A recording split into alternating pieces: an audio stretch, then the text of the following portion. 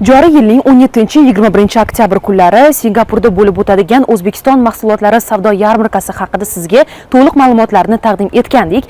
Yarmarkada ishtirok etish uchun esa sizga kerakli bo'lgan raqamlarni ham taqdim etdik. Endi tadbirkorlarimiz o'zi umuman nima uchun yarmarkalarda ishtirok etishi muhim? Bu haqdagi va yarmarka to'g'risidagi barcha to'liq ma'lumotni bugun mutaxassisdan olamiz.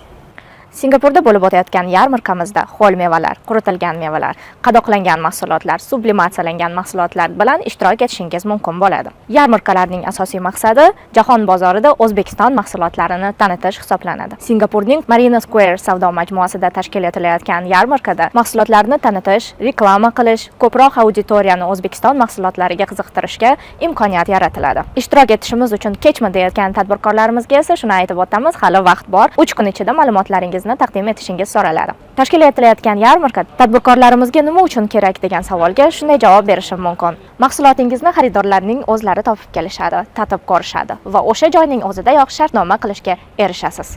Yarmarkada qatnashish uchun ro'yxatdan o'tmoqchimisiz? Unda quyidagi raqamlarga bog'laning.